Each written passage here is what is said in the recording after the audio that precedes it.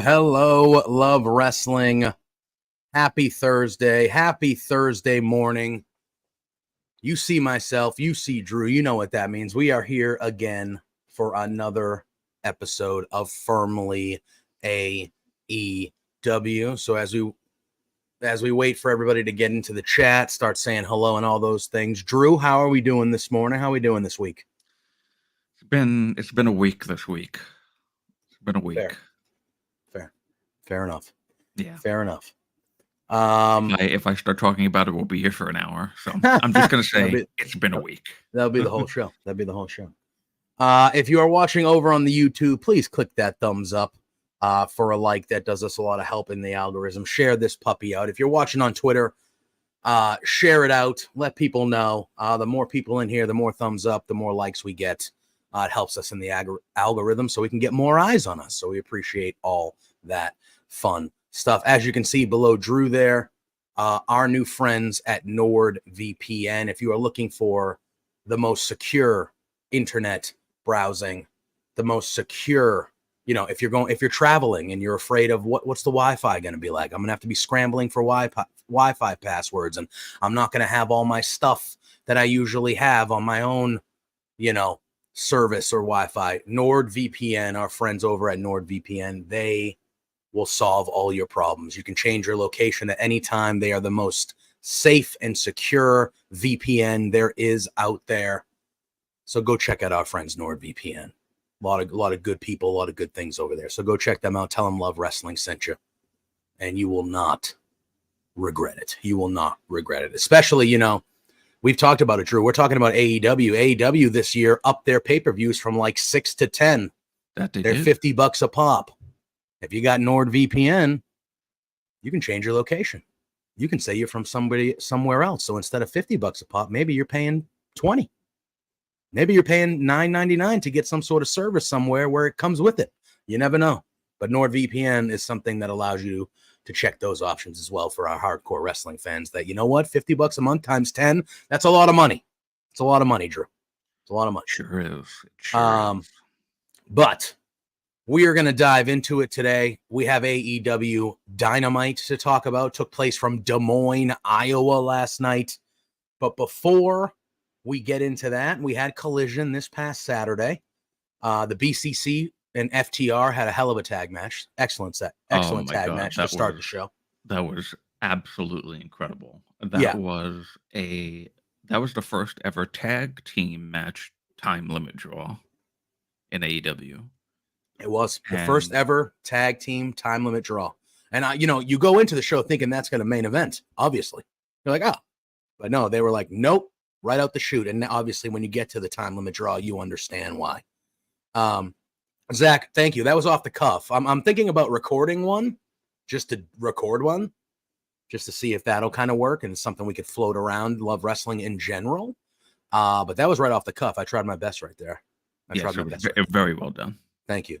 We got Spencer in the chat also saying morning, friends. We got Scott in the chat. Good morning to all of you fine gents here.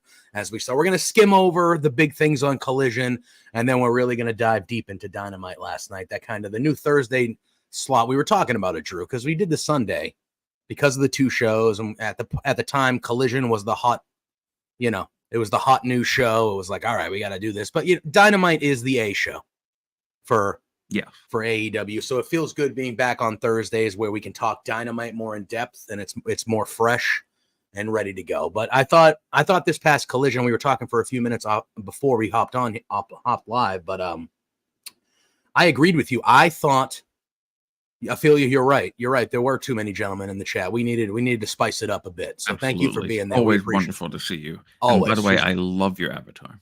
Oh, she's the best. Ophelia is just the best.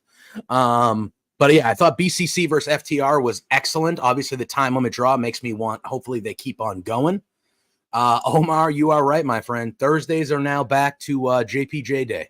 Double duty on Thursdays for me. I get to spend the morning with my lovely co-host here, Drew, and then I get to spend the evening with Pluggo, baby. You know it. You could say it's Thursday JPJ. You could. What about like just Thursday? Oh, that.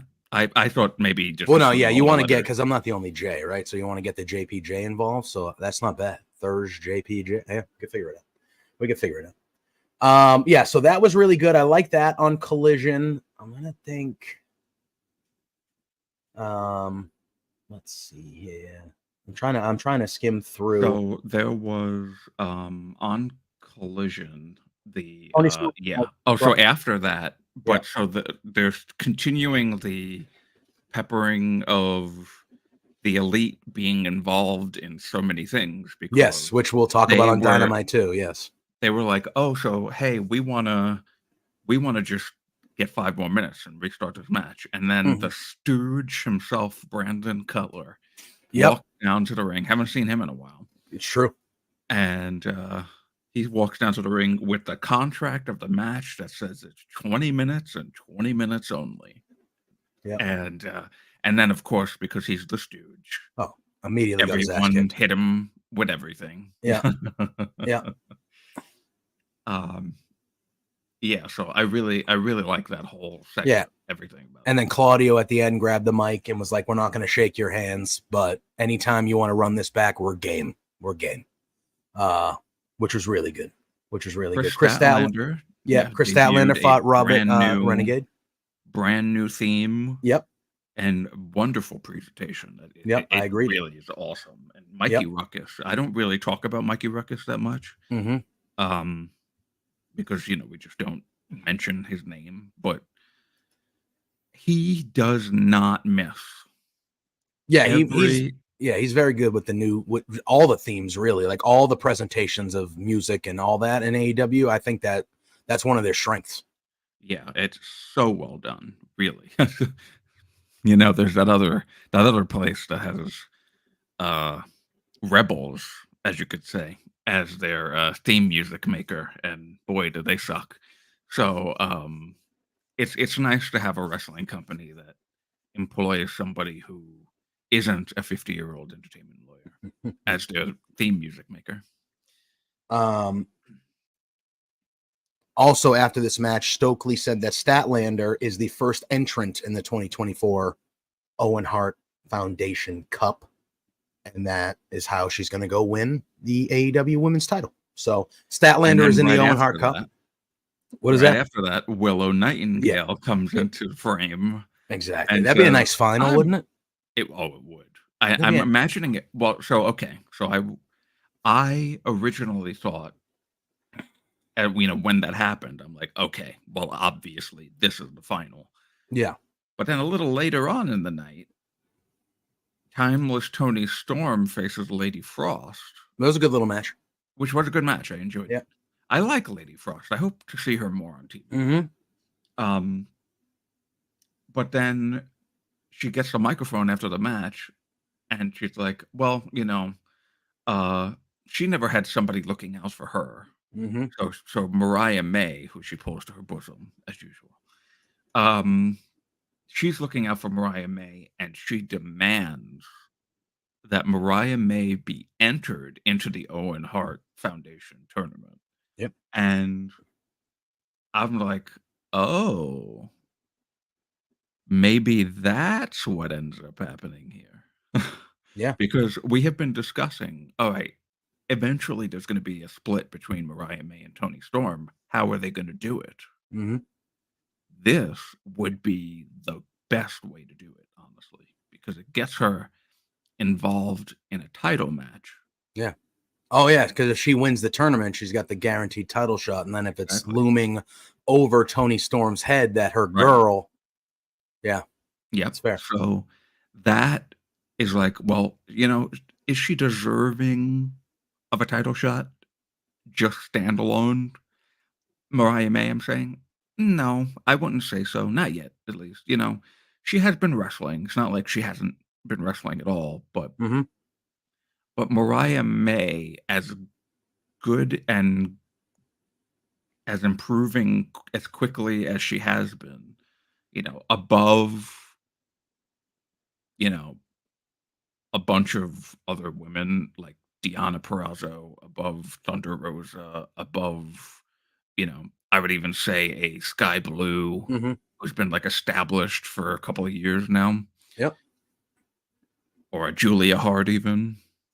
I wouldn't put Mariah May above them quite yet. That's just my personal opinion. But I think that doing it this way is the best way to do it. If you're going to do that split and it's going to be a title match, what better way for her to win the tournament that gets her the title match? True.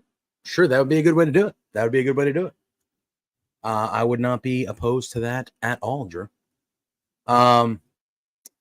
We then had, a couple backstage things. Samoa Joe and Hook had a thing. Oh my God.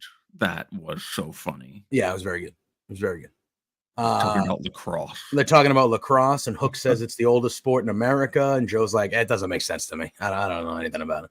And then they just rush into the locker room and take out the premier athletes. So it was a nice little funny segment there. I like how Joe he grabs smart Mark Sterling afterwards. He goes, "Look at me." And he looks at him and he goes, "We did this to you." So he kind of like lets him know, like, "Hey, I want you to remember who did this to you. It was us." It's going to be sad when, Samoa Joe probably ends up turning on Hook, but I'm enjoying the ride. Yeah. I agree. We then saw one. I don't know if you're going to mention the Shane Taylor Promotions. Yeah, they did do that. Where it's going to be Lee Moriarty and Dante Martin in a qualifier for the 6-man ladder match. Yeah, so that's what Shane Taylor was talking about, right? He mentioned that it was a qualifier for that match, right? He did. Okay. But there was a little moment in there that I was like, "Oh, I wonder if something might be happening here." Oh, I know. You're going to talk about the Action Andretti line? Yeah. So, it's planting the seeds. Action Andretti is the only guy among them who has real heart. Yep. And it made me wonder, Action Andretti, look, he had his claim to fame with the match against Jericho. I think, was that early last year? That was no, it might have been a little longer. I'm terrible with like time frames like that. But it was either early last year or the end of the year before that. But it was somewhere, at this point now, it was a decent while ago. Yeah, they'll say up to a year and a half ago. And then after that, I mean, what has he really done? Not much. I like the trio of him and Top Flight. I think they could be a trio staple if they decide to do that. But I am not opposed to, Shane Taylor trying to plant some seeds and maybe get some dissension. And I honestly think, of the three, I would like to see Dante Martin be the one that would join. I know him and his brother are all obviously a big time tag team, so you would have to play that out. But I think Dante Martin of the three has the most single star potential. And he's the youngest. And I understand you don't want to break the brothers up, especially when they haven't been able to wrestle as much as they have wanted to due to injuries and things of that nature. Yeah. But at the same time, if you were to ask me, hey, if you could pick any of the three of these guys that you would want to join Shane Taylor Promotions and have a change of character and turn into a bad guy, badass, I think that would be very intriguing for Dante Martin to be that guy for me. I really like Dante. So there are some people that I look at them and I go, I would like to see them more as a heel than a babyface. Yeah. Right now we're at 7 likes, guys. Actually, we're up to 9. So maybe I want to try to get to 15. How about I know we were at 7, so we said 10, but we're currently at 9 on my screen from what I'm seeing. So keep hitting that like button, smashing that like button. Let's get to 15, huh? Let's start the day off right here at Love Wrestling. All right, continue, Drew. I'm sorry. That's okay. We're talking about likes, so that's very important. So there are some people that I see and I go, yeah, I want them to be a heel, not a babyface. Yeah. Not too often is it the other way around, Mm-hmm. but I actually like Dante and Darius as babyfaces That's a fair. lot. Yeah. I would prefer to see Andretti as a heel because I think he's, look, I think there's look, I work in a high school, okay? I deal with young people a lot from, multiple age ranges of 14 to 20. And young men in particular tend to be douchebags. They just That's a tend to be. generalization, Drew. That's not true. It's That is a strong generalization. I didn't say all of them. I just said tend to. And Action Andretti kind of has a douchebag look. That I will agree with. He does kind of look like he could be. He does have that little like snark, like not snarky, but like smarmy look to him a little bit. Like, so when Like the Lee cocky, Moriarty, I don't want to use the bad word, but like the cocky ass, we'll just say. You know what I mean? Like if he turned heel, you could see him as like the pretty boy, cocky piece of trash, Like when Lee Moriarty first turned heel, I didn't know how I was going to like that because I had only seen him as a face and I enjoyed that from him a lot. And very quickly I realized, oh, actually, you know what? This really works for him. So I think it would work for Andretti. I don't know if it would work for Dante, but I'm not opposed to it. But I think that I feel like out of the 3, Action Andretti would shine more as a heel. It's fair. It's fair. I just think it would be intriguing to see Shane Taylor try to evil up Dante Martin. I think that would be a fun story. Or toughen, maybe toughen up is the right word. Like, he would be like, hey man, you're talented, you're young, but you're too, whatever. And Shane Taylor tried to give that mean streak in him. I think that could be fun. But I don't disagree. Of the 3, it'll probably, the fact that he mentioned Action Andretti by name and stuff like that, I assume it'll be to try to get him to go that way. And that could be intriguing too. Because then you have a built-in rivalry immediately with Top Flight, because he's obviously going to have to turn on them or leave them to go, And then one last thing about Collision, the main event with Kyle O'Reilly and Orange Cassidy, just beautiful. Real good stuff. The angle that they did after was even better. Fun. That was really fun. It was really good. Orange Cassidy gets the victory. Kyle O'Reilly, we've talked about it, and I am convinced that Kyle O'Reilly is going to lose almost every match that he's in until Adam Cole is fully back and goes, hey, Kyle, Roddy and the gang, we supported you when you said you wanted to do this on your own. We said we loved you. We're going to let you go do it on your own because we love you and we support you. You can't do it on your own. You can't do it on your own. You're losing all these matches. You need to come back to me. You need to come back to us. And I think that's the angle they're going in, because Kyle O'Reilly is losing all these damn matches, Drew. Yeah. He's losing all of them. Yeah. Almost every single one of them. He's definitely losing all his big matches. But he did lose this match. OC beat him. Fantastic match. But then as O'Reilly was walking out, Trent Beretta attacked Orange Cassidy again. And he was with Kyle Fletcher this time. So he had backup, because obviously Trent is now part of the Callis family. And O'Reilly actually saw it on the Tron as he was walking out. So he turned around, he rushed back to the ring. But he was also taken out a little bit. And then Statlander came to the ring, and she shook Trent Beretta's hands. The old friends back at it again, Drew. She shook his hand. And then I believe, was it her that said, what else can Orange Cassidy, or what else? Who was it that said what else can we put Orange Cassidy through? or something like that. I was one of them. And then Statlander went to pick him up, and then Willow's music hit to make the save. She ran off Statlander, and then Willow was left in the ring while the bad people looked on, and that's how Collision ends. So a fun little ending.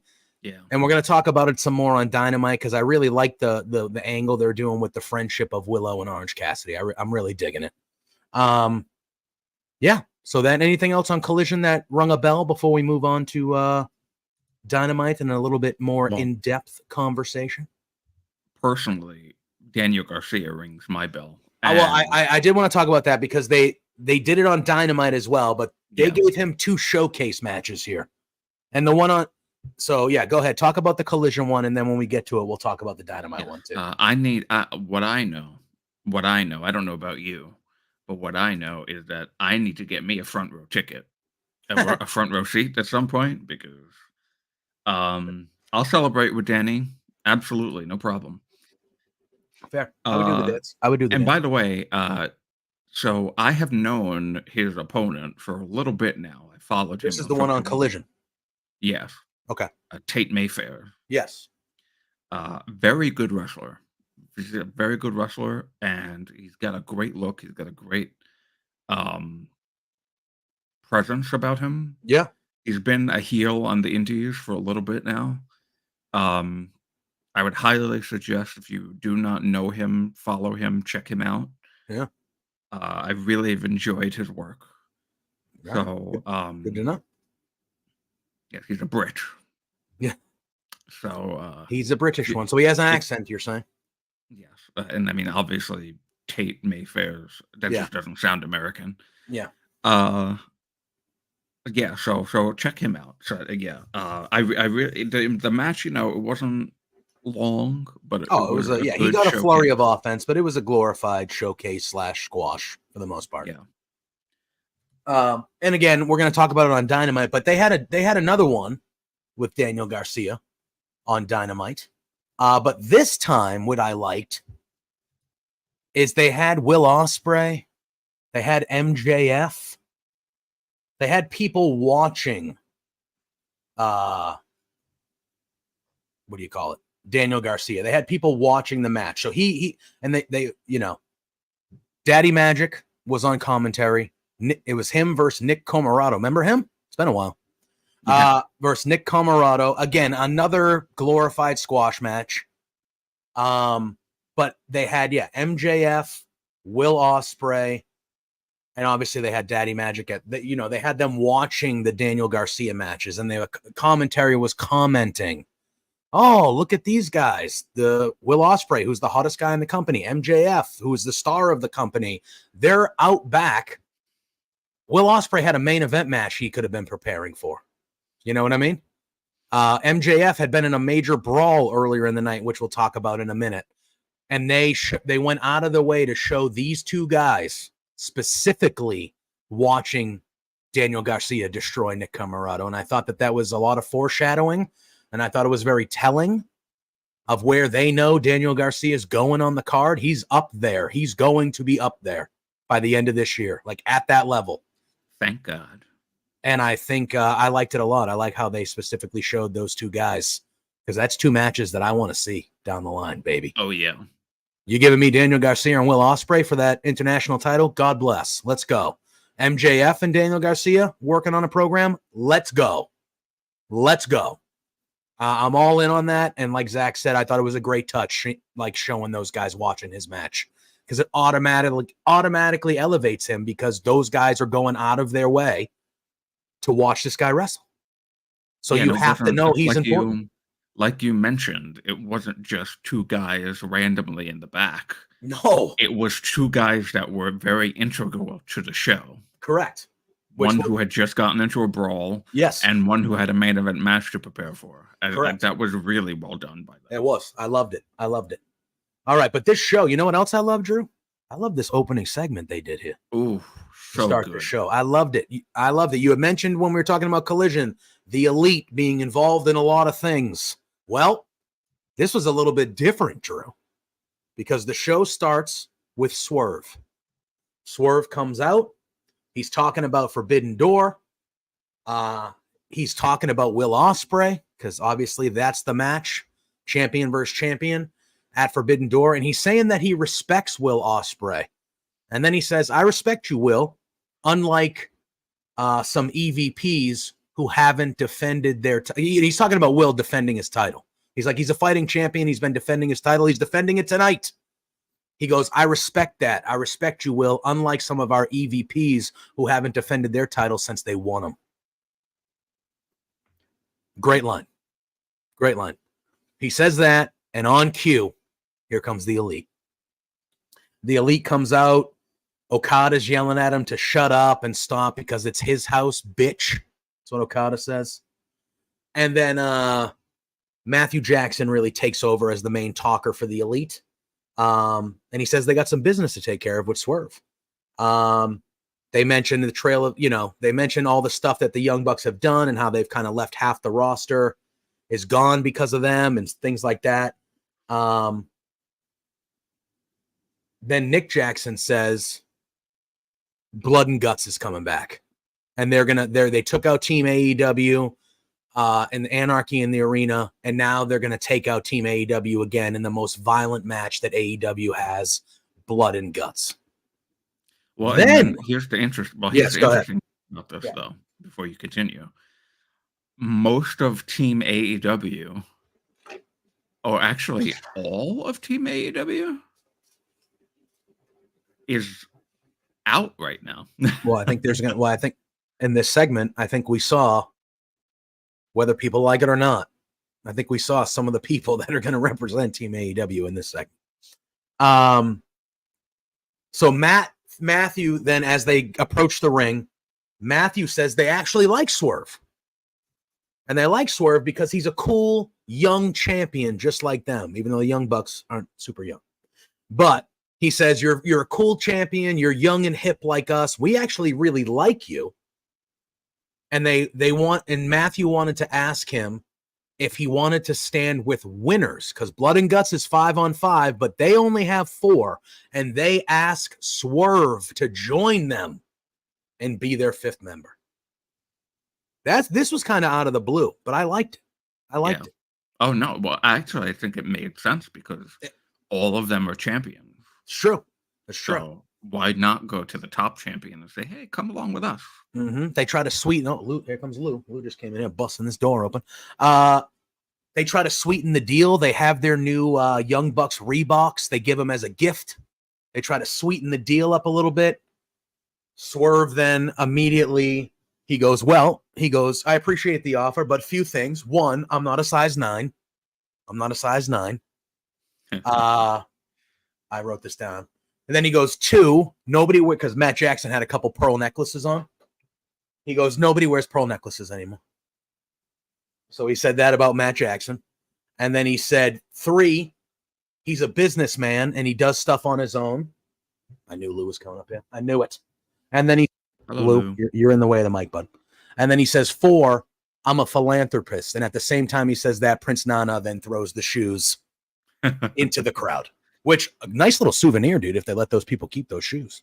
Oh, yeah. It looked like they went to 2 different people, but still, that's a nice souvenir to take home from AEW. Yes, and they slapped the shoes together, like high five. Yeah. Oh, yes, they did do that. That was a good touch. So then that happens. And then the Young Bucks, obviously the Elite, very perturbed by this. They say, oh, well, it looks like the injury bug just landed on you, Swerve. And it looks like they're about to attack him.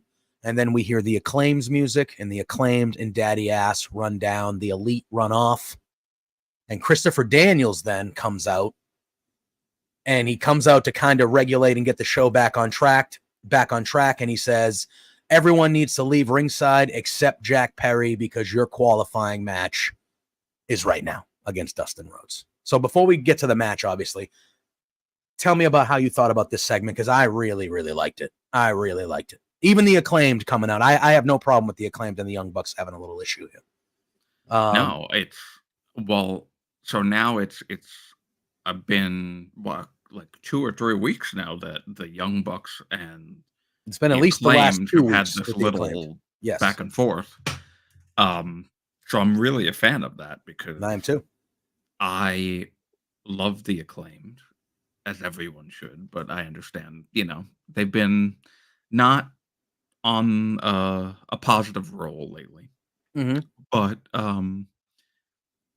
I would love to see if I don't know if because I think I said this last week where Max Caster just seems like he is primed for a heel run right now. Yep. And what would be interesting is now I want to see. Well, okay. Well, who? So obviously Swerve is not the Elite's fifth man. Who do you think the fifth man ends up being? If Swerve is on Team AEW, I would have Hangman be the fifth man. Yeah, I thought so too. Now I But don't know again, if I don't that's know if that just means that Hangman comes back and is immediately with the Elite. I think there's layers to that story you could tell. But if Swerve, if it's going to be Swerve, the Acclaimed, and Daddy Ass, and a fifth guy, maybe Ospreay. If that's their Team AEW, because Swerve and Ospreay have that match at Forbidden Door, they earn right. each other's respect. Whatever happens, I wouldn't be shocked if the Elite get involved in that match because of Swerve, maybe. Because there's a way you got to figure out, you got to figure out how you're going to do that because you don't want to, I don't know. But maybe the Elite gets involved in that match, tries to screw Swerve, but he figures out a way to keep the victory and he retains, and then they earn each other's I don't know.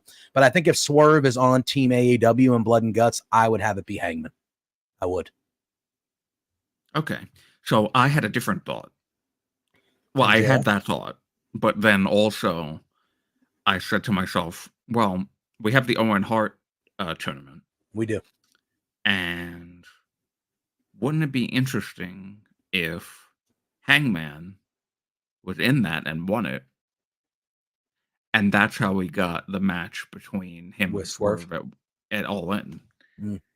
Um, It's gotta because be. the Yeah, because most winner, the winner of the Owen Hart tournaments for men and women both get their title shots at All In. Yes.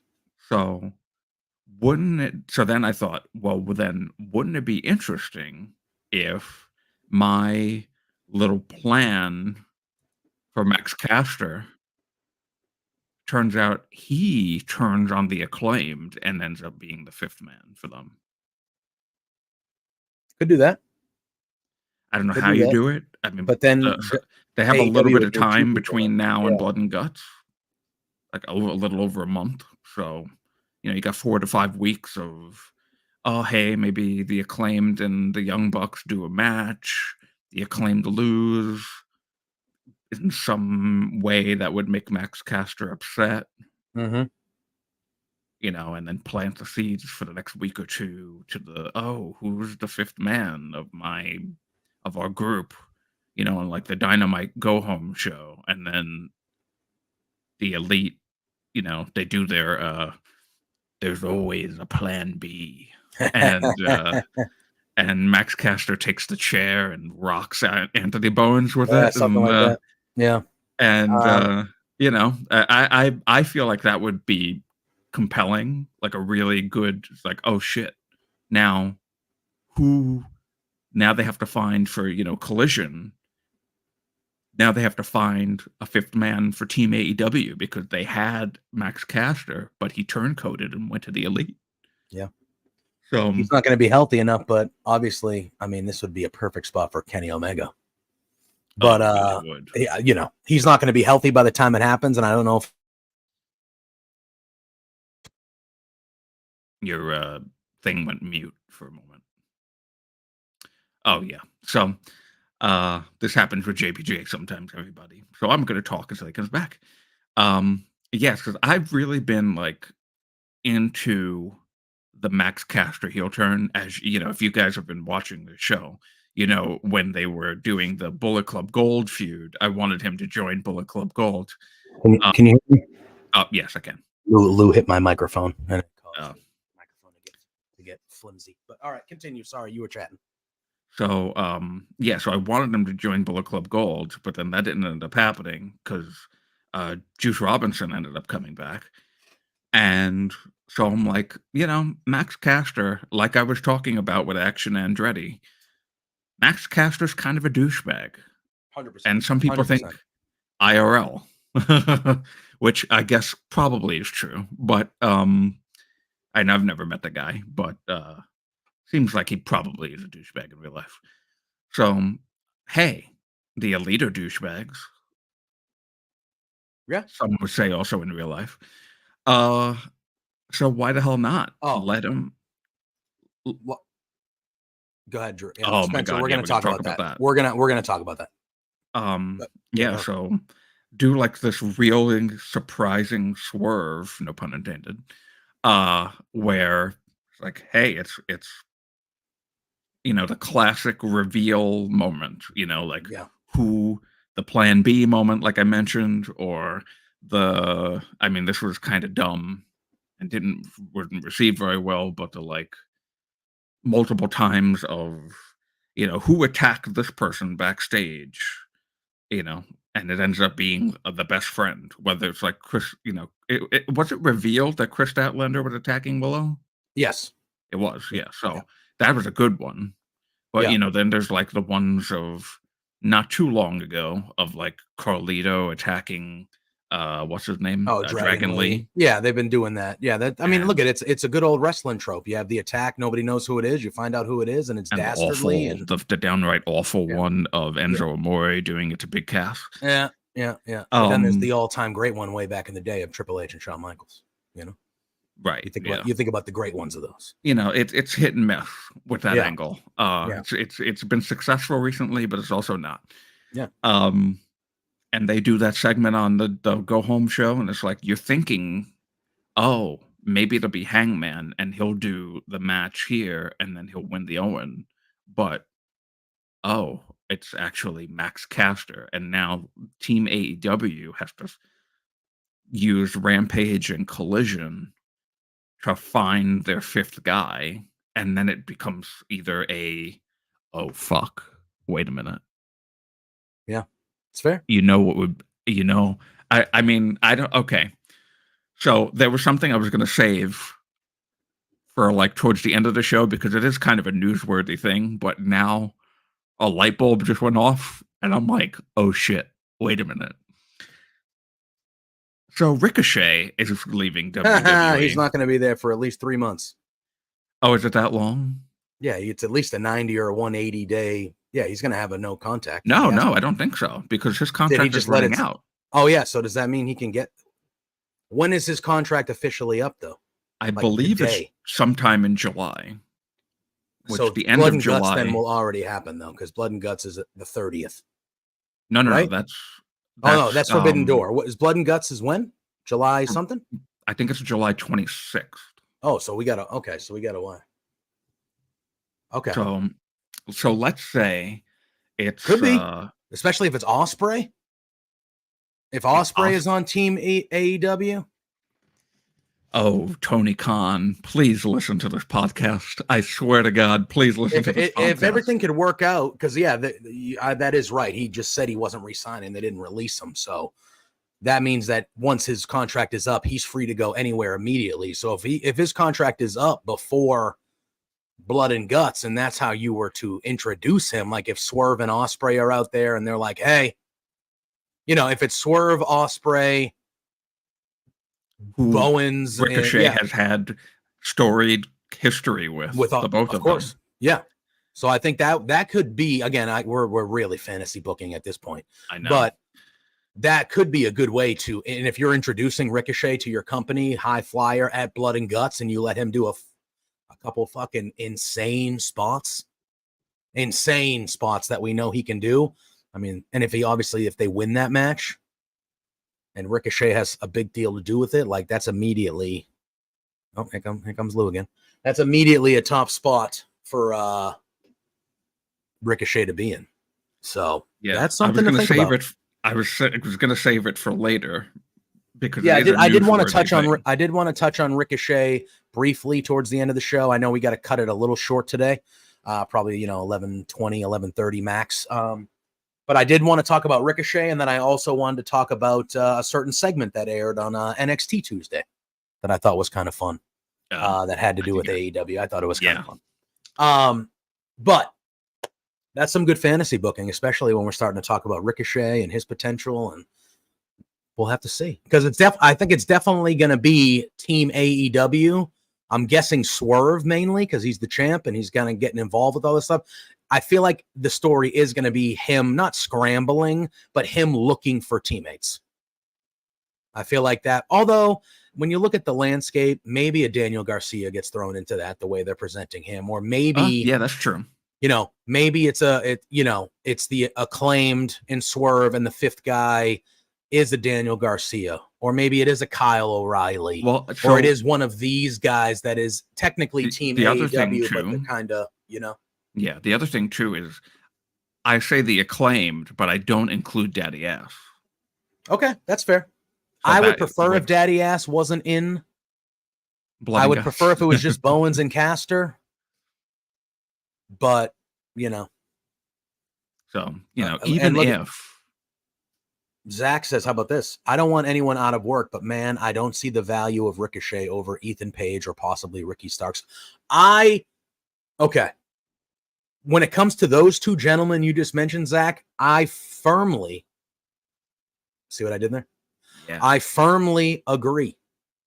When you let somebody like Ethan Page go, who knocked it out of the park in his NXT debut, and you have somebody like Ricky Starks just still sitting on the sidelines, you're telling me it wouldn't be a big moment if Swerve was out there and he's like, we need a fifth guy. Hey, guess what? And Ricky Starks walked out. That'd be fine for me. But you have Ricky Starks sitting back there. I agree with that. Zach. I do feel like we might as well just talk about Ricochet now since we brought him up. But does Ricochet make sense for AEW? Yeah. He has a lot of history with a lot of those guys there. I think he'll do well there.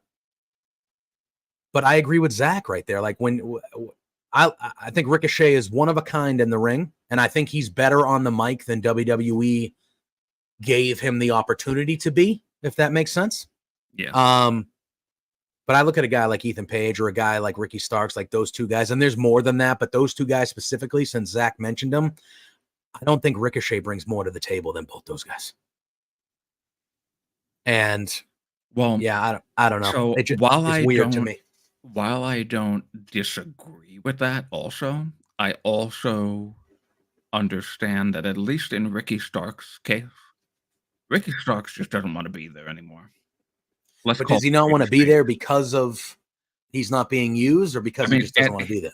I think that there is clearly there is some sort of divide between Tony Khan and Ricky Starks, where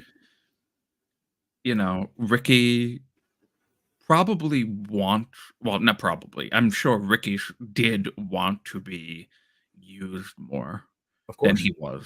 Yeah. And Ricky's problem, not of his own doing, was that anytime he really got put in a big moment for a little stretch, something ended up happening. Yeah.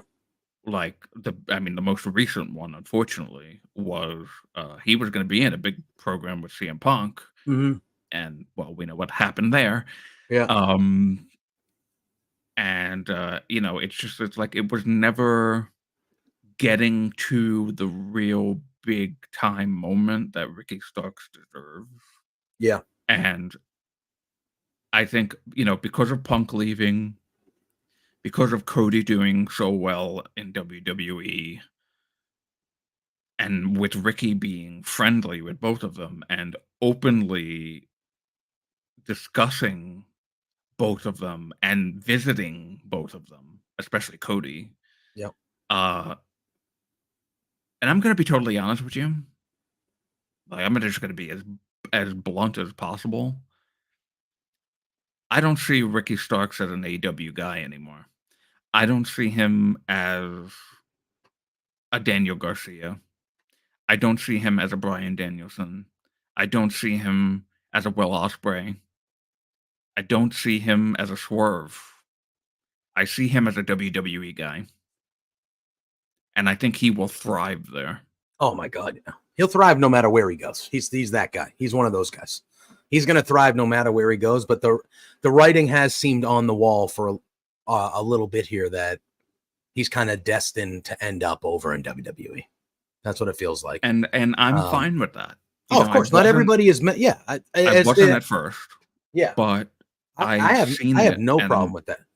And I'm like, you know what? Yeah, it will make more sense for him because, I sing the praises of Tony Khan, and I love a lot of stuff that he does and has done, and what looks like is the stories for Forbidden Door and for Blood and Guts, and I'm really enjoying a lot of that. But I also acknowledge that sometimes he doesn't do the right thing, and not doing right by Ricky Starks wasn't the right thing.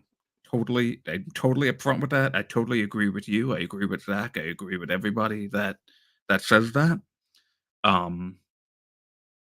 But having said that, that's why I say I would rather see Ricochet in that spot than Ricky Starks, because I don't see Ricky Starks as an AEW guy anymore. To see him I don't blame you, because I haven't seen him on my AEW television in fucking 6 months. Well, yeah. Well, but I don't just mean because he hasn't been on TV. I just mean that, like, I feel like his presence and like his association is starting. Oh yeah, it's non-existent. As it becomes non-existent in AEW, then you see the segment that we saw in NXT. It's like you could plop Ricky Starks right in the middle of that segment, and it would make the most sense in the world. Yep, 100%, 100%. You know what didn't make sense to me? True. What didn't make sense? Listen, I got all the respect in the world for Dustin Rhodes. Been doing this for a long time. Still can have good matches. I get it. He doesn't need to be getting as much offense in the matches that he has right now. And last night, I had no problem with his match with Jack Perry, other than the fact that Jack Perry should not have got his ass kicked as much as he got his ass kicked by a 55-year-old man. I had slightly a problem with that, because I want to say that he had a match with Swerve not too long ago, Dustin Rhodes, and the same shit happened. And I'm like, hey, man, I get it. Valiant effort, Hall of Famer. I get it. Fighting to the end, veteran, stuff like that. Jack Perry is going to win this TNT title in this ladder match. All right. We know that's where this is going. And I get it. Jack Perry's playing like a schmarmy little dickhead character. I understand that. I don't need to see Jack Perry getting his ass kicked for 20 minutes by an old man and then getting a victory right at the end. I don't think that's what I needed to see. And I thought the match was fine. Obviously, I knew Jack Perry was going to win, but I had a severe problem with the amount of offense. AEW has this problem sometimes where they have matches like this, and it's not just a Dustin Rhodes issue, but they have matches like this where you're like, okay, this should be not a squash, but like this should be a relatively easy victory for for person X. And all of a sudden it turns into a 20-minute barn burner. And it's like, okay, it just felt like Dustin Rhodes was whooping Jack Perry's ass way too much for me. Yeah, I don't disagree with you. And look at Dustin Rhodes was busted open. That he exposed the concrete. Like, it was a violent match. He was because he cut a really good promo on Jack Perry last week, and he kind of layered in some of the hard time stuff with Dusty, and he cut a really good promo of like, you got a silver spoon type promo. You don't know what it's like to, that type of thing. It was a good promo. And again, the match was fine. Dude, come on. Yeah. I just think it was a little much. That's an AEW problem though, because exactly. They do it a lot. Matches where you already know who's gonna win. Yeah. And then it's like, okay, this has gone on for like 8 minutes longer than it needed to. Yeah.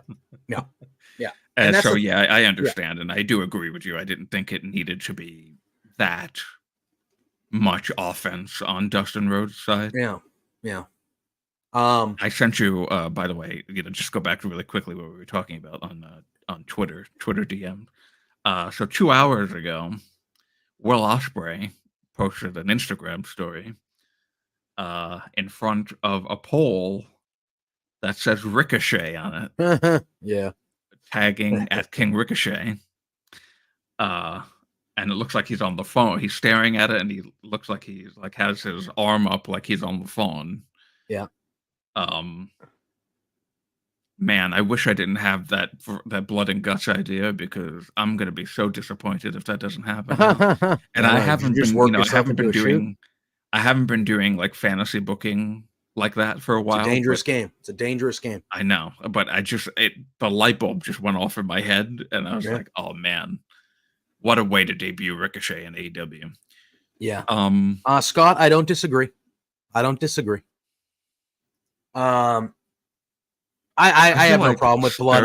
I'm pro blood in pro wrestling. I feel like there are some wrestlers at this point that have been wrestling for such a long time that if you blow on their face in a weird way, it's going to open up well, it's one of those things where like that's become almost a staple of Dustin Rhodes matches nowadays. Like he bleeds almost as much as Moxley, it feels like. Every time he's wrestling, he's bleeding.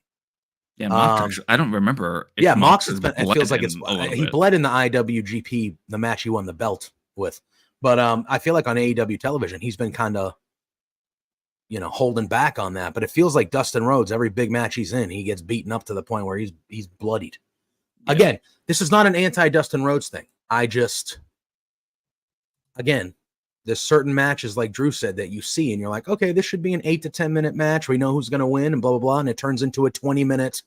And it's like, I don't need to see Dustin Rhodes taking Jack Perry to the wire here in a 17-minute. I don't need to see that. I need to see Jack Perry beat him in 8 minutes. That's what I need to see. But after this match, we did get, as Spencer said, his favorite promo of all time. It was Kyle O'Reilly, it was Orange Cassidy, and it was Mark Briscoe. They will be teaming up in a trios match later on this evening. Kyle O'Reilly is asked, hey, you guys are fighting on Saturday, or you guys just fought on Saturday. Do you think you can coexist, Drew? Can they coexist? And Kyle O'Reilly says, yeah, we're confident that we can work together and then fight on Saturday. And Orange goes, yeah, I feel all right about it. I'm not too worried. He goes, but I know there's one person that has my back. And you see kind of Willow Nightingale walk into frame from behind, which was nice to see. And then Mark Briscoe takes over. And Mark Briscoe says, hey, let's not talk about the past. You can't get anywhere if you're still looking at the past. Great line. By looking in the rearview mirror. And he says, they have a conglomeration, Drew. A conglomeration of dangerous individuals. Said Kyle's going to snatch your leg off and kick you in your face. Orange is the main man with the plan who'll rock your jaw. And he's the most dangerous, unpredictable man in pro wrestling. And you can just get your ass whooped. That's right. And he did it very Mark Briscoe-like. I did not do that justice. Everyone was cracking up. Yeah. If you don't love Mark Briscoe, I don't know what to tell you. I have said it before on this show, if you don't love Mark Briscoe. But if you don't watch Mark Briscoe wrestle, cut a promo, or just do anything and have a smile on your face, I don't know what to tell you. You probably shouldn't be watching pro wrestling, because that guy is just the best. He's the best. And then they run off excited, and then afterwards, Orange Cassidy is just kind of laid back, and Renee goes, "How you doing?" And Orange Cassidy's like, not great. He and also nice, just not great. He asked Renee. He goes, "How are you doing?" And Renee's like, "I'm all right. How are you?" And he goes, like, "Oh, I'm better now." Yeah, because Mark Briscoe was supposed to. And I don't know if you caught what Kyle O'Reilly walks off screen. He's like mouthing what. I'm oh my god, I'm so motivated now. Yeah, exactly. Very good, very good. So I thought that was a nice little. That was a nice little fun segment they had with those three guys back there. We then saw Roosh absolutely destroy a guy named Dion Russman, murdered him, threw him around ringside, dominated him, pinned him over. Post-match, though, Roosh grabs a mic and he comes back and he grabs Russman and he starts, just like a typical American, you never shut up, blah, blah, blah, blah, blah. He's kind of leaning into that anti-American thing again. And he starts kicking him and hammering him in the corner. And we hear Maxwell Jacob Friedman. We hear MJF's music. MJF comes out. He gets in the ring. And these two brawl. Huge brawl. Trading punches, as you would expect. They're fighting to the outside. MJF throws Roosh over the barricade. They head into the crowd for a little bit. The brawl goes into the back. At that point, MJF slams Roosh through a table, which was a pretty cool looking spot. Roosh throws the trash can at MJF. The locker room empties. They're fighting everywhere. This was awesome, Drew. This was awesome. And then we find out that next week on Dynamite, a commercial-free opening match to start the show. MJF and Roosh are going to fight, which is going to that's going to be amazing. Let me tell you, I like a good brawl, Drew. This was awesome. This brawl was exactly what their feud needed, honestly. I enjoyed last week's thing because that showed like a new side of MJF that we hadn't really seen before, where he was really putting over his opponent. Yep. But man, this had some heat to it. Yes, I really liked this a lot. Yes, I did too. Again, I think this is, we said it last week, I think this is a perfect first little mini feud leading to a first comeback match for Matt. This is perfect.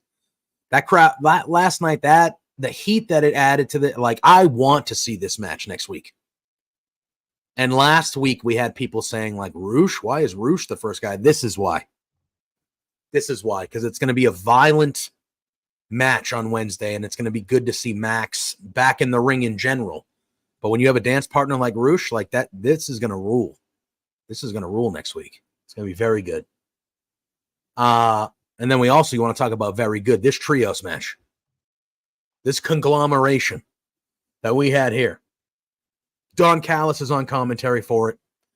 It is Kyle Fletcher, Roderick Strong, and Konosuke Takeshita taking on Kyle O'Reilly, Mark Briscoe, and Orange Cassidy. This match was unbelievable, Drew. Man, back and forth, typical sick. Listen, and I don't mean this as a negative, but typical trios stuff with AEW, just madness. Everybody coming in, coming out, hitting big moves. Everyone's getting their shit in. Callis is at commentary. Trent Beretta's on the outside. This Kyle Fletcher, man. Kyle Fletcher, the 6 men that are in this match it's 6 of the best. This match was so good. This match was so good. Back and forth. The crowd was losing their mind. They were chanting, "This is awesome." They didn't want the match to end. Yeah, this was definitely a match I would have loved to have been in the building for. Oh my God, it would have been so fun. I'm trying to think of oh my God, Briscoe had redneck kung fu towards the beginning of the match that the crowd really got pumped for. At one point, there was Orange Cassidy hit a springboard senton to the outside on top of the group, which was a cool little spot. And the finish actually surprised me a little bit. I agree. I was not expecting Kyle Fletcher to pick up the victory. Yeah, Kyle Fletcher picks up the victory. So the Callis family and Roderick Strong do get the victory here. But yeah, Kyle Fletcher getting the pinfall victory, that was a little bit of a shock to me. I'm not saying I was shocked that the Callis family won the match, but Fletcher being the one, he would have been the one I would have picked last to get the pinfall victory. Yeah, me too. So I think the fact that he got it, maybe that'll lead to something. Who knows?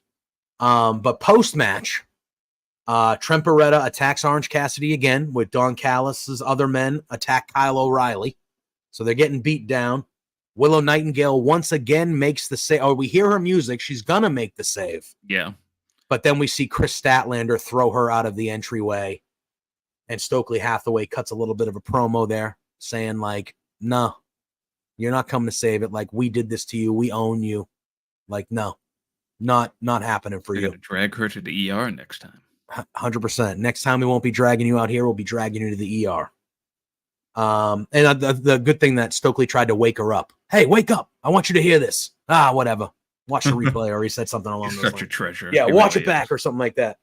But again, good piece of business. I thought the match was really good. I'm intrigued to see if this leads to anything for Fletcher, because I still am intrigued by the Kyle Fletcher Will Ospreay dynamic, and I'm interested to see if that ever leads to Fletcher potentially leaving and going with Ospreay, or vice versa, or whatever. But I thought it was good. The unexpected victory for Kyle Fletcher. The post-match stuff was really good. Trent just is going to kill Orange Cassidy. He will not stop attacking that man. I love it. I think that's listen, it's going to be really a fun continuation of this feud, because I've enjoyed everything between them. Yep. And not just them, but then Chris Statlander and Willow are still going at it. They're going to have a big match. I'm definitely betting on them facing each other in the Owen Hart tournament. I would think so. Either in a semifinal or a final. I think that is a guaranteed match in that tournament, and it'll be a big time match because of the story they're telling here. Renee Paquette is backstage hyping up Rey Fenix for his international title match opportunity at the end of the show.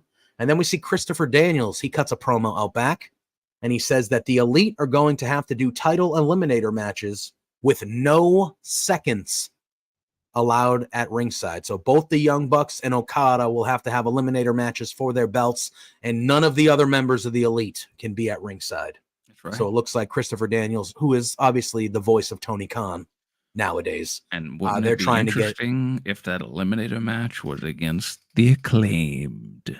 Wouldn't be shocked if we get that sometime. I wouldn't be shocked if we get that. We then had Hook and Samoa Joe going up against the Premier Athlete brand. It was Ari Daivari and Tony Nese. Which, of course, was born from the segment on Collision that we talked about. Correct. Now, I have to say, I wanted to ask what you think about what they did before they went out. Oh, that was...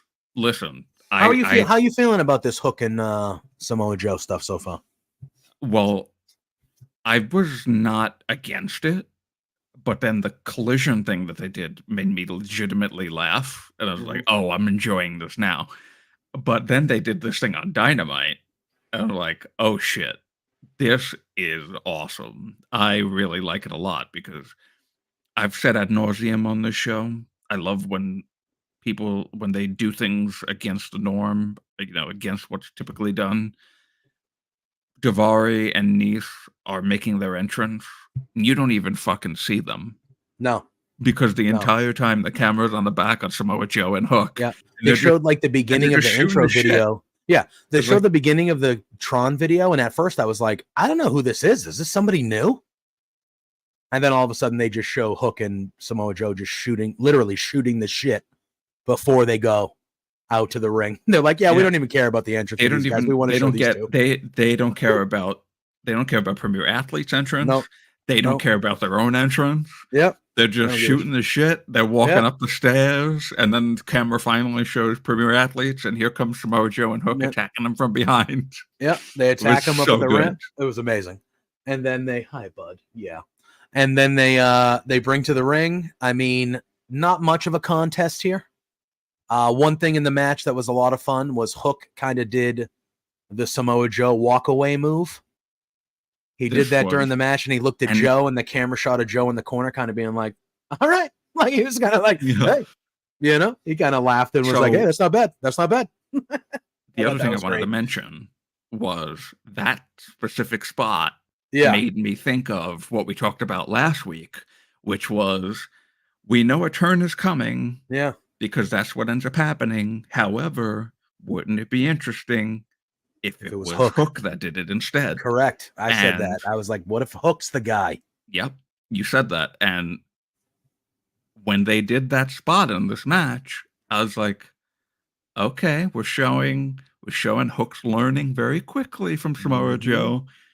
Samoa Joe's going to teach Hook to be the savage, because that's what he's missing. Like Hook can be a savage in the ring, but he's still learning how to pick his time and how to do things. That's what Joe's going to teach him. And in doing that, Joe's going to teach him. And when Hook turns, I specifically said, I want Hook's reasoning to be like, hey, I learned a lot from you these last few months. And one of the main things I learned was if I didn't do what I did to you last week, you were going to do it to me. So I beat you to it. That type of thing. Yeah. And I think that leads to a program with Hook and Joe, and just beautiful. It's the way it should go. It would be different, right? Because, we know one of them's turning, like you said. It's a story as old as time in pro wrestling. One of them is turning on the other, but everybody would expect it to be Samoa Joe, because that's who Samoa Joe is. So what about Samoa Joe taking this kid under his wing, which is not like Samoa Joe, and then Samoa Joe ends up becoming vulnerable, and the teacher beats the professor or one-ups the professor. And then it's, okay, now I'm going to beat the shit out of you because of what you did to me. I feel like that's a juicy story I would love. One thing that also, yes, go ahead. Just to interject, to have nothing to do with what we just talked about. Please, for the love of God, you stupid internet dumb idiots, please do not reply to the Will Ospreay thing and say that that's contract tampering. You are a fucking idiot. Please go touch grass, go get a partner and fall in love and have some human interaction, please, because that's absolutely fucking stupid for you to say that. Continue. Sorry. Shibata came out during this match as a cameraman. That happened during this match. Shibata came out holding a camera, and he gets involved. He takes out Sterling at ringside, and then Joe ends up choking Tony out. Hook has Daivari. Then later on, Samoa Joe chokes out Mark Sterling. So there was a nice little... No, I'm sorry. Shibata choked out Mark Sterling. I'm sorry. For good measure after the match. But, hi, bud. You getting up? Okay. So that was a nice little thing. All right, come on. Get down, dude. Jeez Louise, you got to make up your mind. Took out your mic again. Yeah. I'll tell you one thing that I really particularly enjoyed that we didn't mention out of the Samoa Joe Hook thing was that it was Shibata that was holding the camera in the back and then followed them through the tunnel when they went to attack the Premier Athletes. And that was friggin' hilarious. I loved that. I love that cat, but he's knocking my microphone out every time he comes up on this stage. Did I say stage? Can you hear me? Yes, I can hear you. All right. But yeah, I thought when your microphone comes back, it does this weird thing where it's like super, super loud, and then it kind of fades out a little bit, and it's like almost completely quiet, and then goes back to normal. It's very strange. Yeah, very bizarre. But yeah. So again, I don't know what you just added there because I had no headphones or mic, but yeah, I liked it. I like this a lot. Well, then we get a little vignette about Stephanie Vaquer, one of them. She cuts a promo about Mercedes Moné, calling her arrogant, saying that her arrogance is going to be the thing that bites her and that she's going to win their match at Forbidden Door, champion versus champion. So nice little vignette there for her. And then that led into the first of our 2 title matches on Dynamite last night. It was Mercedes Moné defending the TBS title against, I believe they pronounced it, was it Zeuxis? I think so. I don't know much about her. It was a good match. But I don't know much about Zeuxis as most of that arena. It was pretty dead silent when she came out there. But again, this match got the crowd hyped up. This was a good match, back and forth. Again, I know it's an AEW TBS championship match, Drew, but this was another one of those matches that I felt like Mercedes should have taken care of a little bit easier than she did. I understand This is somebody that we're seeing for the first time on AEW, this Zeuxis character. I don't know if it's somebody who's going to be around now. I understand you want to make her look good because most likely she's from, I don't know what company she is originally from, CML, somewhere. I don't know. I don't know if they mentioned it on commentary. I missed that. I don't have it in my notes. But you want to make her look good because she's probably, being lent to AEW for the night and for this match. So I understand wanting to make her look good, but I felt like she got, I just feel like Mercedes Moné should not have struggled with this woman for as long as she did. I could be wrong. I'm sure that's just how I feel about it. It was that, she was lent to AEW by the company and it's like, all right, let's give her some shine because, you don't want it to just be, like all those CMLL matches that they've been having on AEW TV lately, they're not just going to squash the CMLL guys. Yeah. So I understand it was. I might just be nitpicking because I actually really enjoyed Dynamite last night. Like I thought it was a good show, or maybe I'm just nitpicking. I don't know. Just it's always been a trend with AEW, but I just felt like, in particularly the two matches, the Jack Perry one and this one, I was like, I have no problem with these being competitive matches, but I just felt like those two should not have been taking as much beatings as they were. I felt like it should have been a little bit easier for both of them. That's all. But overall, I thought this was a good match. And I thought Zeuxis was impressive. I did feel like, were they making fun of her on commentary a little bit? Like her name? Was Taz not like kind of ragging on her name during, like, did I miss that? Was he?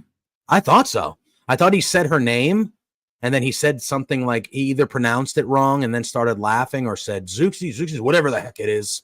And him and Excalibur kind of laughed it off. I was like, oh, all right. I don't know. It felt like Taz was a little loose last night on commentary a little bit.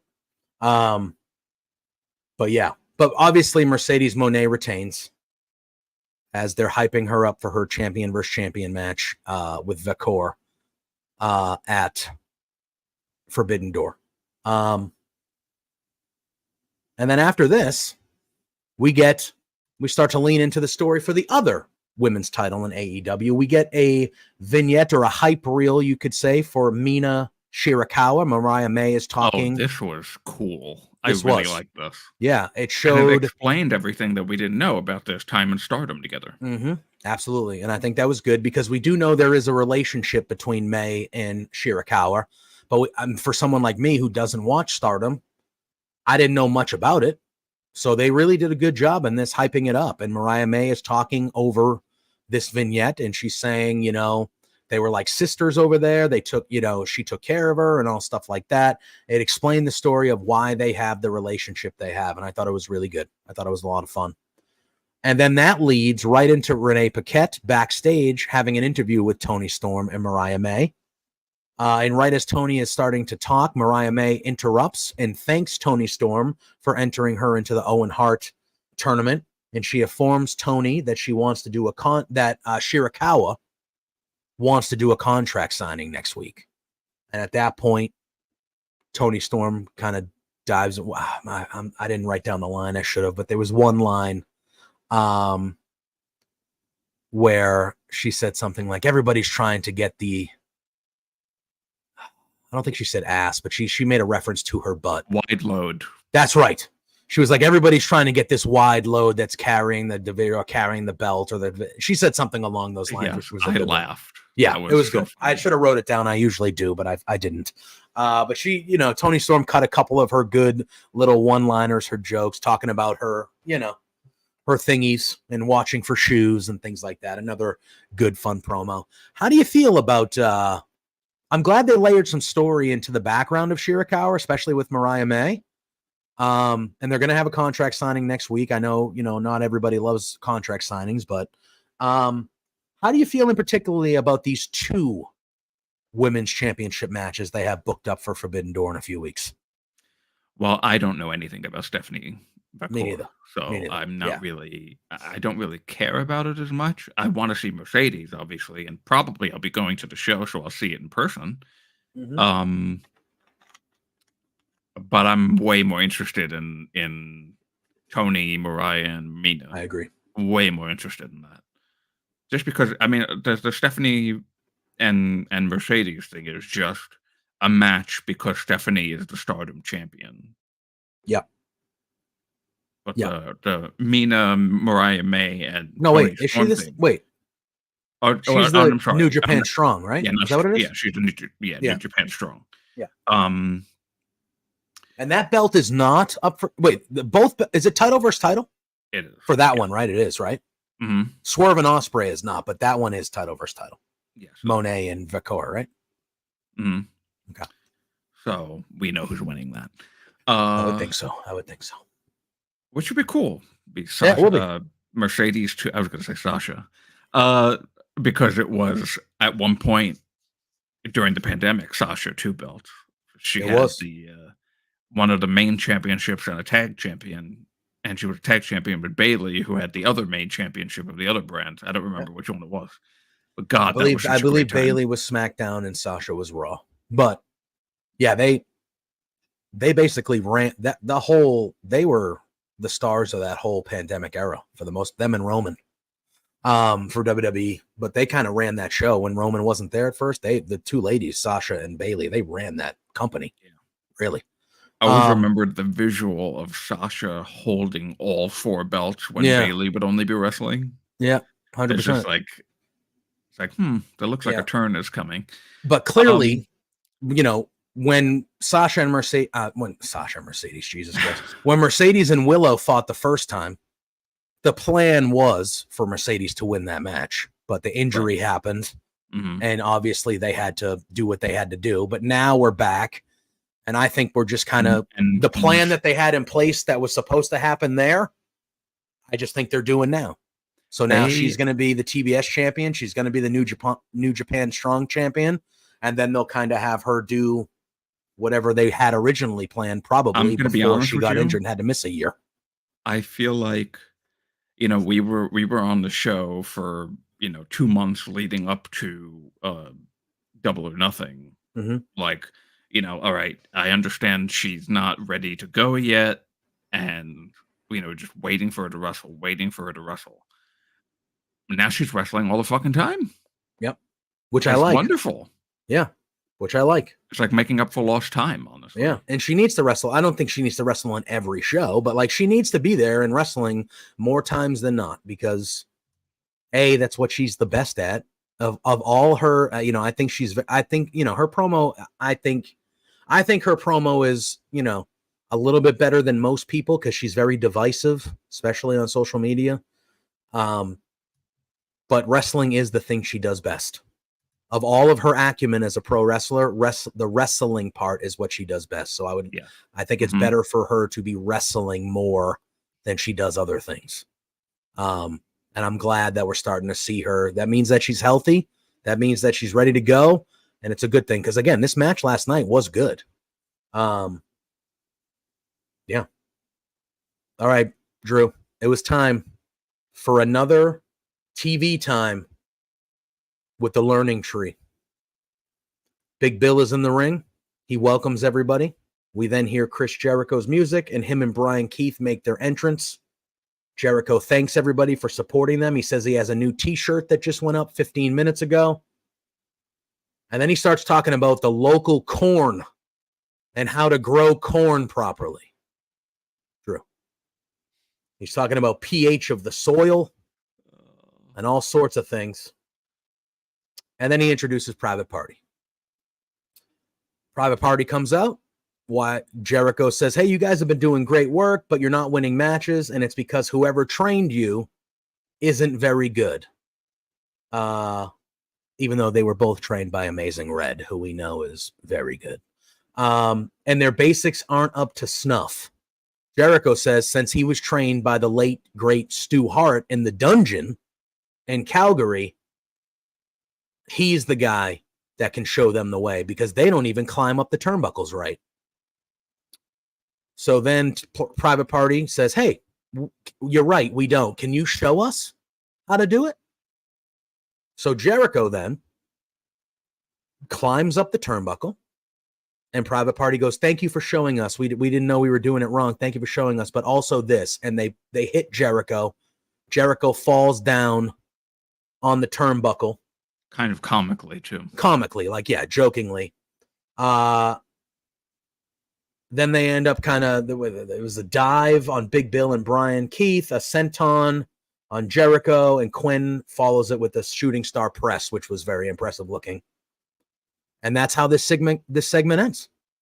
So Private Party kind of got a little physical with the learning tree. So it looks like Private Party is going to be the first. You would assume they're going to fight Big Bill and Brian Keith. Right. That's probably what'll end up happening. Yeah. I will say this. I understand why people don't like this. It's fair. I understand it.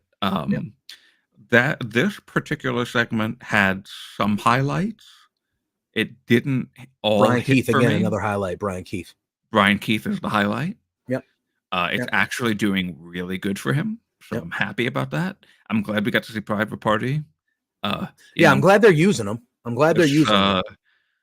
This is a very meta thing because obviously we all wish for our favorite wrestlers to have TV time. Yep. So a TV show titled TV Time is meta for the whole thing of, like it's like the behind the curtain style thing. It's like, we're giving Private Party TV time tonight. Yeah, it didn't all hit for me this week. I've enjoyed this learning tree stuff. Yeah, I'm more pro than I am not. But I wasn't like really feeling this one last night. Yeah, I don't disagree. I'm glad they're using Private Party though. And I think Big Bill's doing a great job too. But I think Brian Keith is becoming a standout. If they're going to have him be this guy where he's angry, but it's coming off that he's like a comical angry, you better respect Chris Jericho, like that kind of shtick. I think it can really work. Yeah, I do too. It's been really working specifically last week. The one where he just told Parker, where he was like, you better make sure your baby respects Chris Jericho. Just fantastic. Real quick, we do have Kenneth in the chat. Real quick before we finish this show out here. How do you feel about Christopher Daniels as the voice of Tony Khan and the interim vice president so far? How's that hitting you, Drew? I don't hate it. I would have rather it have been Kenny Omega, but yes, obviously, he had to go and get that surgery done and and be off TV to rest and get healthy. Would I have rather it have been like somebody else? Yeah, I mean, Christopher Daniels. Listen, I'm not an old head when it comes to wrestling. I don't really older wrestling. I didn't watch or see really anything of Christopher Daniels before AEW. I wasn't a TNA guy. I wasn't he wasn't in WCW, right?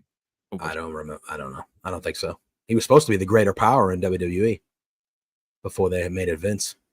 Right. Yeah, I remember that story.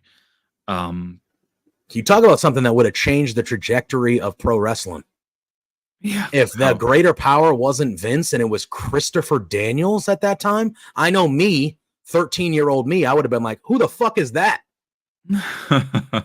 That's the guy? And that's no disrespect to Christopher Daniels. That's just at the moment, thinking back on how I felt when it was revealed that it was Vince. If it was somebody that I did not have any clue who they were, that would have. Anyway, continue. Yeah. What if, you could do a what if. Yeah. And then be like, what if Christopher Daniels was actually the higher power? Think about how much that would have crashed. Yeah. Anyway. But yeah, so I don't hate it, but it would have been cool if it was like, I don't know, maybe like, well, I mean, he's not in. I think Daniels is the only guy for it. Right now, in the back. Like, who else you gonna have it be? Jerry Lynn? Like, if you're doing that angle of things, and I did think the Christopher Daniels stuff they did with the Young Bucks leading up to his firing. I thought for a guy like Christopher Daniels to kind of have one last little, decent angle, I thought it was well done. I think like when I think about the earlier segment on the show, I think Christopher Daniels, like, he didn't kill the segment, but when he came out, I felt like the crowd and me watching it was like, no, shut up, stay out back. I want to see these guys brawl.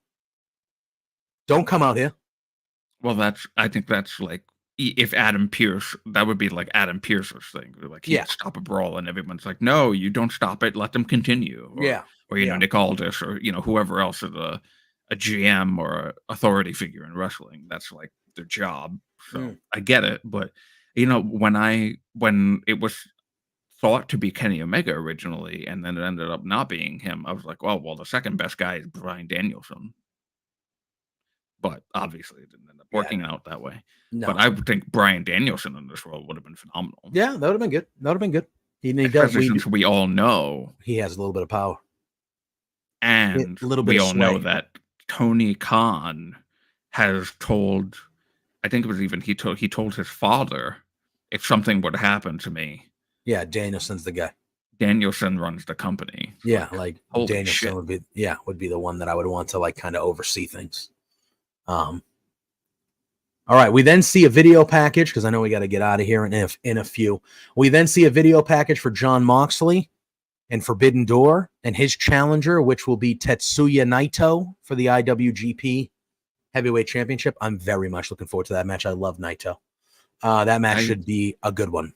So the reason why I'm happy about Forbidden Door being, only 40 minutes away from me is that I can see some New Japan people for the first time ever. Naito's a good one. I've seen him live a bunch. Very good. He was my favorite, even when Okada even when they were all still over there. Naito, when he kind of became this Naito a while ago, he is one of my favorites over there. Big time. I love him. Maybe we could get Tanahashi again for something. That would I'm sure we will. I'm sure Tanahashi will show up. We found out that, Shingo Takagi, former IWGP Heavyweight champion, he is going to be in the Owen Hart tournament. So we found that out. That's really cool that they're having a New Japan guy in there. That gives me hope that maybe they send Bryan Danielson over there for the G1. Please let him do I know it's grueling, and let him do the G1 one time in his last year. Let him do the G1. But anyway, I digress. We already talked about the Daniel Garcia match that happened next. Renee Paquette, after the Daniel Garcia match, interviewed Will Ospreay out back as he was watching or finishing up watching it, and he said that Ospreay's he said he's feeling good, and he'd love to sit and chat about how, this is a line, this is a quote. He said, "I'd love to sit and chat about how great Garcia is, but my mind is elsewhere, and I got a match to handle and a contract to hand over, so I got to go." Again, not only the good touch of them watching Daniel Garcia, but having Ospreay say even a line nice and quick like that. Hey, I'd love to sit and chat about how great that guy is, but I got stuff to do. Again, that kind of it helps Daniel Garcia, which I like to see. We then come back from commercial before our main event, and we had a really good backstage promo with Pac. Pac says that he admits that his return is not what it was. And the line that I wrote down, which I loved, he goes, "Loss after loss, it's humiliating." He goes, "I call myself a bastard, but lately I've been feeling like a bitch." What a this is a really good promo for him. Great. That line right there, I was like, oh, Pac. That was a great line by Pac. And then he says, because he's feeling that way, he's going to enter the Owen Hart Cup, and he's going to claim his title match at Wembley, because he'll be damned if a talent of his caliber never gets his moment and never wins the biggest prize in the industry. I love this, Drew. Yep. I thought it was excellent. And then he also said, "Oh, and Bang Bang Gang, me and my friends in the Death Triangle, we haven't forgotten about what you did to us either." So they kind of foreshadow that is still very much going on. And earlier in the night, we saw not Jay White, but Juice and the Guns in the back. They were talking shit about the House of Black. And they said for the 1 year anniversary of Collision on Saturday, they challenged them to a match.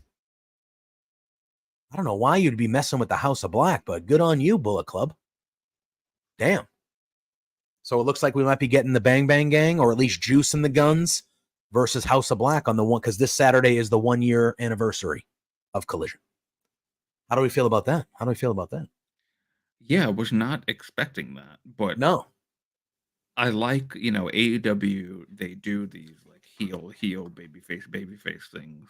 So I'm cool with it, because I was like, I think I had even like thought last night at some point, like, oh, I wonder if we're going to see House of Black again at some point. And then, yeah, because we haven't seen any of them since we are. since the pay-per-view. We haven't really seen a ton of them. So, but yeah, that should be good. We then see Will Ospreay heading towards the ring, and before he does, he hands a contract over to Shane Strickland. And then we have our main event, which, as you can imagine, was as good as you would expect it to be. It was Rey Fenix against Will Ospreay for the AEW International Championship. This match was amazing. Two of my favorites going at it back and forth. And it was really good. Swerve was seated at ringside. Not at ringside, but he was in the crowd, like in the first row of the crowd, watching along. Yeah. It was really good. And it was back and forth. I highly recommend going to see this match. They were rolling Mitsunoku drivers in there, Frankensteiners. At one point, Rey Fenix attempted a avalanche Frankensteiner, but Ospreay landed on his feet, which was a cool spot. And they go back and forth. And in particular, at the end of this match, Will Ospreay heads up to the top rope. And as he's at the top rope, he looks over at Swerve, and the camera shows Swerve, and Swerve stands up. And Ospreay looks at him, and he points to himself, and he goes, "My house." And then they showed the dramatic, and Swerve goes like this. They did the dramatic thing like that, Drew, where Swerve took off his sunglasses very dramatically after Will Ospreay said that. And then Will Ospreay hit the Swerve stomp from the top rope on Rey Fenix, and then right into the hidden blade. And he retains his AEW International Championship against Rey Fenix. A very, very good match. And then there's some stuff that happened after that we'll talk about for a minute. But what'd you think of the main event match and kind of that thing with Swerve at the end before Ospreay got the pinfall victory? Wow. Will Ospreay and Rey Fenix are incredible. Oh, God. Amazing. And that, like, even so Swerve and Ospreay had like that interesting moment in a match of theirs like 10 years ago where they did a dance. Mm-hmm. And then it made me think like, oh, it would have been funny. Like they kind of like really built this up to be like more important and serious last night. Everyone is like, oh, they're going to do another dance in their match, but because God, the internet will just boil. So certain people on the internet will, and that'll make me happy. But I don't think that's going to happen anymore because of this. I mean, this got very serious at the end. Well, yeah. So that happens to end the match. Swerve then hops the barricade, gets in the ring. He offers Will Ospreay a hand, like a handshake. And then Strickland calls him an immature little child. He says he can't hold both worlds on his shoulders because he's not strong enough. And at that moment, Ospreay yanks the world title away from Swerve and has both belts. That's the picture that we have as our thumbnail today for the show. Ospreay has both belts around his shoulder. He puts the international, so he has them on both, and he glances over at Swerve. Swerve takes his title back, gets in his ear, and he says, "You're lucky we're still friends, because if you were anybody else, I'd put you in a grave, or I'd put you in the grave." And that's how the show ends. The one thing that I thought was a bit strange about this was that they had like a full on like 5 minute talking segment after the Yes. match, Yes. and none of it was on a microphone. No. No. And so, like, us at home, Scott, you are not wrong, man. I know I've said it a bunch of times, but he has literally, I don't think I've been this impressed. And I knew how good he was in the ring, but I don't think I've been this impressed with a wrestler in a while. In a while. He hits every box, Drew. Every box. It's impressive, really, how he got to AEW in February, and he has just been like a rocket ship. Like a rocket ship. And it's really impressive.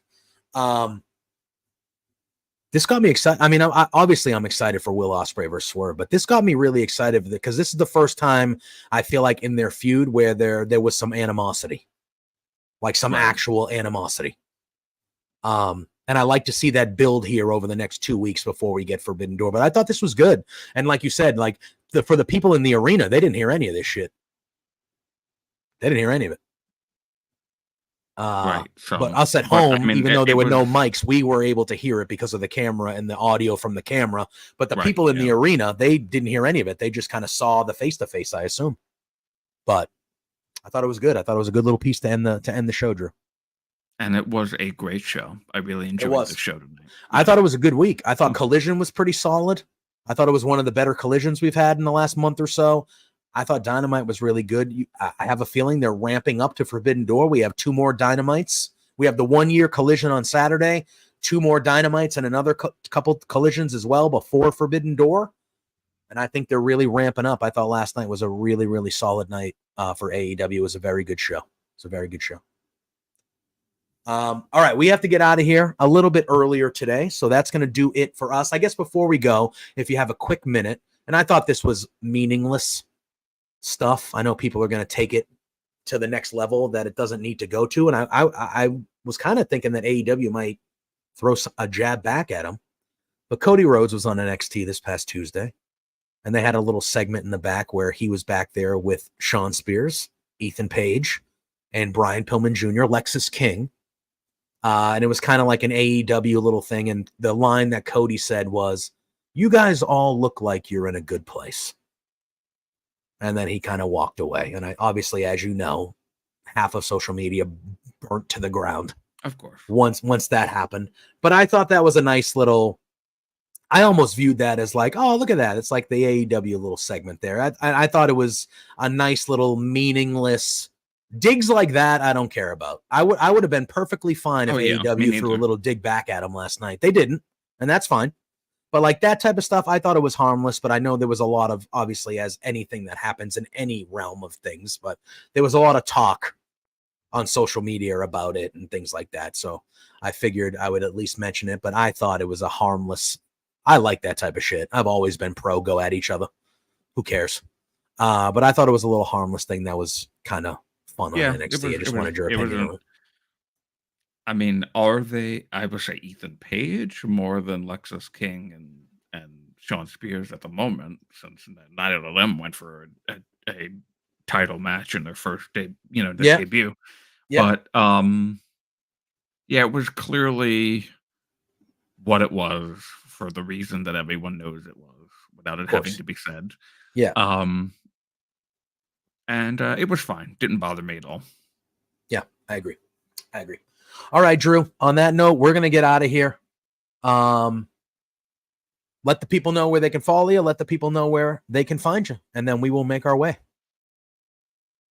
You can find me and follow me at the Drew Nicholas right there under my name and on Twitter, and Roundtable Pro Wrestling Podcast, doing shows after Raw and Dynamite and SmackDown. And SmackDown we do a fun little thing called Really Awful Wrestling, where we watch bad wrestling and promos and just laugh and make fun of everything. It's kind of funny and nice, and it's a good palate cleanser for the end of the week. So come join us there. That's fun. And we do trivias after Dynamite on Wednesday nights, wrestling trivia, which I never win. But it's fun. And occasionally I might end up running those trivias now, since I did one for my birthday, and it was fun. So I might do another one once in a while, and it's really good, fun time. And I do the SmackDown, not SmackDown, the Collision, the post Yep. show for Fightful for Collision every Saturday night. So I collect the super chats and the humper chats. Come over there with Rick, Iridian, and Cresta, and we all have a really fun time after Collision. Love it. Love it. You can find me at JPJ Loves Gaming on all social media platforms, including Twitch, where we stream some games. I'll be over there probably not too long from now, playing some video games this afternoon. So give me a follow and some love over there. You can find me here every Thursday at 10 a.m. doing this fine show with this fine gentleman here, Drew, talking all things AEW. And you can find me here every Thursday night at 8 p.m. on the flagship with my man Pluggo, Between Two Beards. Tonight, we have Matt Viviani joining us, professional wrestler, IWS, one of Canada's greats in the pro wrestling game. We have him joining us. He's going to talk some Clash at the Castle with us because that's happening on Saturday afternoon. He's going to talk Ricochet leaving, potentially being written off television on Monday. If he ends up in AEW, who knows? And we're also going to talk some, so Saturday night, Drew, we have a little video game show here on Love Wrestling. It's called Blowing Off Stream. And Matt Viviani is going to be the star of Blowing Off Stream, and he is challenging all people in the wrestling industry to try to beat him one-on-one in Mario Kart. Oh.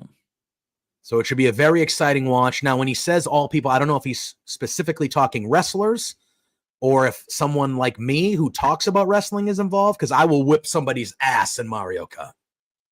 And you bet your ass tonight on Beards, Viviani's getting that challenge. He's getting a challenge laid down to him by your boy. But tune in tonight, 8 p.m., this very channel, youtube.com/LoveWrestlingCA, to see that chat. I also heard there might be another run-in tonight on Beards. A champion in the wrestling business, maybe one of the grand variety might be running in as well. Hint, hint.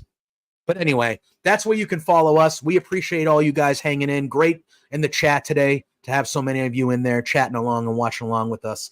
For Drew, for myself, thank you again for all the support. We appreciate you in this transition back to Thursdays. And we will see you next Thursday. JPJ. It's JPJ Day, Thursday now. We're back at it, baby. But you guys know the drill. Until next week, for Drew, for myself, peace out.